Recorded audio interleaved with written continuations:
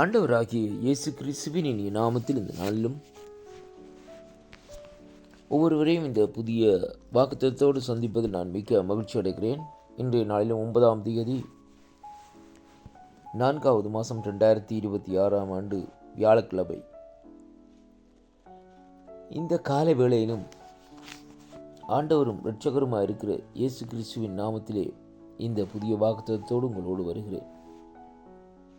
இன்றைய நாளிலும் வேத தியானத்துக்கு எடுத்துக்கொண்ட பகுதி ரூத்தின் புஸ்தகம் 3வது அதிகாரம் 11வது வசனம். ஆண்டவருடைய வார்த்தை சொல்லுகிறது, இப்போது என் மகளே, நீ பயப்படாதே, உனக்கு வேண்டியதெல்லாம் செய்வேன், நீ குணசாலி என்பதை என் ஜனமாகிய ஊரெல்லாரும் அறிவார்கள் என்று இந்த நாட்களில் இந்த வார்த்தை இந்த நாட்களிலே சொல்லுகிறதை பார்க்கிறோம். அருமையான கர்த்தருடைய பிள்ளைகளே, இந்த இடத்திலே நீங்கள் காண்கிற காரியம் என்னவென்றால், இந்த ரூத்து இந்த நாட்களிலே அங்கே போவாஸ் இடத்திலே போய் போவாசனுடைய அந்த போர்வையிலே இந்த நாட்களிலே அங்கே தங்கியிருக்கிறதை அங்கே காணக்கூடியதாக இருக்கிறது. அருமையான கர்த்தருடைய பிள்ளைகளே, இன்றைய நாட்களிலே நாங்கள்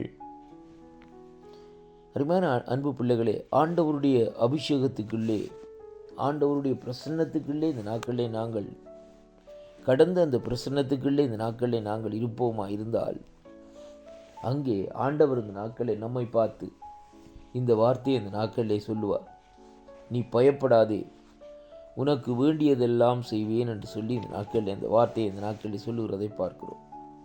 அருமை பிள்ளைகளே, ஆறுதலின் தெய்வமாகிய கர்த்தர் இந்த நாட்களிலே நம்முடைய வாழ்க்கையில் இந்த நாட்களிலே இப்படியாக வார்த்தைகளை சொல்லி ஆற்றி தேற்றுகிறதை அங்கே காணக்கூடியதாக இருக்கிறது என்பதை அங்கே பார்க்கிறோம். அறிவான அன்பு பிள்ளைகளே, இந்த பகுதியிலே அடுத்த 4வது 12வது வசனத்தை இந்த நாட்களிலே வாசிக்கிற வேளையிலே, நான் சுதந்திரவாளி என்பது மைதான், ஆனாலும் என்னிலும் கிட்டின சுதந்திரவாளி ஒருவன் இருக்கிறான் என்று சொல்லி இந்த நாட்களிலே அங்கே சொல்லுகிறதை பார்க்கிறோம். அருமையான அன்பு பிள்ளைகளே, கர்த்தர் இந்த நாட்களே நம்மிடத்திலே சொல்லுகிற காரியம், அருமையான அன்பு பிள்ளைகளே, என்னை கண்டவன் பிதாவை கண்டான் என்று ஆண்டவர் சொல்லுகிறார். அதே விதமாக இந்த நாளிலும் ஆண்டவர் இந்த நாட்களில் சொல்லுகிற காரியம், ஆம், நான் கர்த்தர் தான், ஆனாலும் என்னிலும் பெரியவர் ஒருவர் இருக்கிறார், அவர்தான் நம்முடைய பிதாவாகிய தேவன் என்பதை இந்த இடத்திலே நாங்கள் அங்கே அறிமுகப்படுத்தப்படக்கூடியதாக இருக்கிறது. அருமை பிள்ளைகளே, இன்றைய நாளிலும் நம்முடைய பிரச்சனைகள், நம்முடைய நெருக்கங்கள், நம்முடைய கஷ்டங்கள், நம்முடைய காரியங்கள் இந்த நாட்களில் விடுவிக்கப்பட வேண்டுமா இருந்தால் குமார் நண்டையிலே நாங்கள் வர வேண்டும். குமாரன் விடுதலையாக்கினால் மெய்யாகவே விடுதலையாவீர்கள் என்று சொல்லி இந்த நாட்களிலே வேதம் சொல்லுகிறபடி, குமாரன் பிதாவினுடைய சித்தத்தின்படி இந்த நாட்களில் எல்லா காரியத்தையும் இந்த நாட்களில் செய்கிற தேவனாய் இந்த நாட்களில் இருக்கிறார் என்பதைத்தான் இன்றைக்கு நாங்கள் பார்க்கிறோம். அன்பு பிள்ளைகளே, அப்படியானால் அந்த குமாரனாகிய ஆண்டவர் நம்முடைய வாழ்க்கையில் இந்த நாட்களிலே செய்யக்கூடிய அநேக காரியங்கள் இருக்கு என்பதை நாங்கள் இந்த நாட்களில் உணர்ந்து கொள்ள வேண்டும். மறைவான எத்தனையோ காரியங்களை இந்த நாட்களில் தேவன் நமக்காக செய்யும்படியாக இந்த நாட்களில் காத்திருக்கிறார் என்பதை இந்த வார்த்தை ஊடாக இன்றைக்கு நாங்கள் பார்க்கிறோம். அருமை பிள்ளைகளே, நம்முடைய வாழ்க்கையிலே இந்த நாட்களிலே எதற்கு பயம்?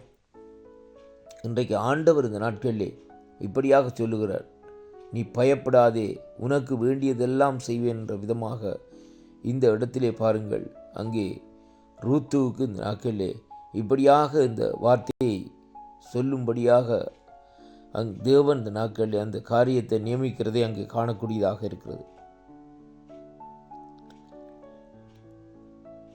நம்முடைய வாழ்க்கையிலும் இப்படிப்பட்ட சூழ்நிலையிலே நாங்கள் நடக்கிற வேளையிலே தேவன் நம்முடைய பயத்தை நீக்கி, தேவன் நம்முடைய தேவைகளை சந்திக்க தேவன் வல்லவராயிருக்கிறார்.